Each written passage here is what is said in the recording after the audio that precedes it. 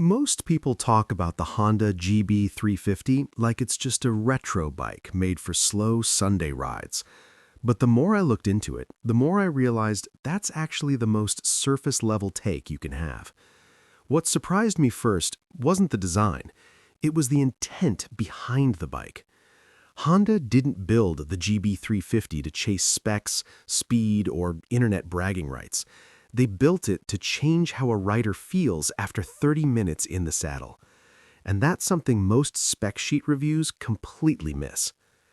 When I compared the GB350 to other modern retros, I noticed something odd.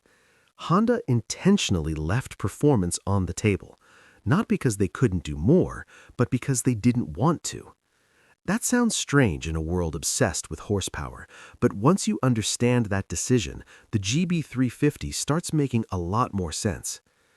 I spent time thinking about who this bike is really for. And no, it's not just beginners or older riders like people often assume. That's actually one of the biggest misconceptions around this bike. Yes, the GB350 is approachable, but approachability doesn't mean boring. What most people miss is how deliberately calm this bike feels. The engine isn't trying to impress you, it's trying to relax you. That 348cc single-cylinder motor isn't about revving high, it's about torque exactly where you use it most, low and mid-range. When I compared it mentally to bikes that constantly beg to be revved, the difference was clear. Those bikes keep asking for your attention. The GB350 gives it back to you. That's a rare thing. I also noticed Honda tuned the exhaust note in a very specific way. It's not loud, it's not dramatic, but it's deeply satisfying. There's a soft thump that reminds you you're riding something mechanical, not digital. Most modern bikes have lost that character completely. Another mistake people make is calling this bike underpowered without context. Underpowered compared to what? A sport bike? A naked bike? That comparison doesn't make sense. If you judge the GB350 by acceleration numbers, you'll miss the point entirely. This bike isn't about getting somewhere fast, it's about enjoying how you get there. I kept thinking about city riding, traffic, signals, rough roads. This is where the GB350 quietly shines. The throttle response is smooth and predictable, no jerks, no surprises. That makes a bigger difference in daily riding than people realize. What stood out to me was the weight distribution. The bike feels planted at low speeds. You don't feel like you're balancing something nervous or twitchy. For newer riders, that builds confidence. For experienced riders, it reduces fatigue. And fatigue is something nobody talks about enough. Most bikes feel fun for 10 minutes, then they start wearing you down. The GB350 feels the opposite. I also looked closely at the seating position. Upright, neutral, no pressure on the wrists. You sit in the bike, not on top of it. That might sound like a small detail, but after longer rides, it changes everything. One misconception I see a lot is that retro bikes are all about looks. With the GB350, the design actually serves the ride. The wide handlebars give you leverage without feeling bulky.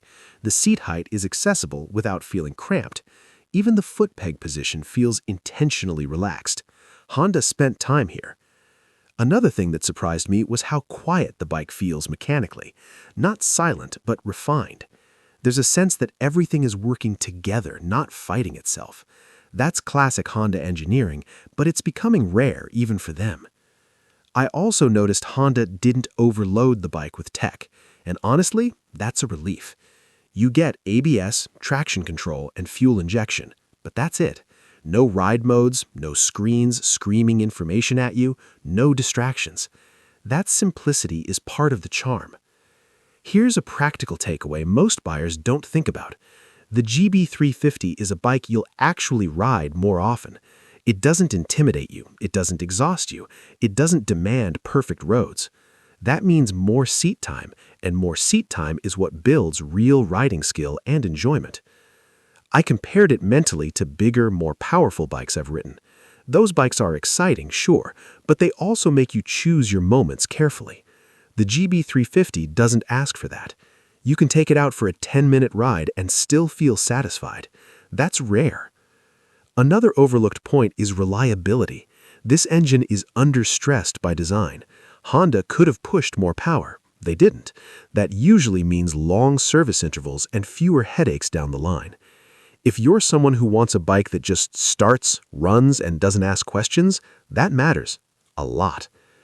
I also think the GB350 makes sense as a second bike. Most people assume it has to be your only bike. But imagine pairing this with something aggressive or fast. Suddenly, the GB350 becomes your reset button. After riding something intense, hopping on this feels refreshing, almost therapeutic. That's not something you can say about many motorcycles. There's also an emotional angle here. The GB350 feels honest. It's not pretending to be something it's not. It's not chasing trends. In a market full of bikes trying to do everything, this one chose to do one thing well, and that takes confidence. If you're the type of rider who equates fun with speed, this might not be your bike, and that's okay. But if you value feel, balance, and ease of use, the GB350 quietly makes a strong case for itself. I kept asking myself one question while thinking about this bike. Would I miss it if I sold it? And the answer, surprisingly, was yes. Not because it's exciting, but because it's comforting. That's not a word people usually use for motorcycles, but it fits here. In the end, the GB350 feels like a reminder that riding doesn't always need to be intense to be meaningful. Sometimes the bikes that make you slow down are the ones that stay with you the longest.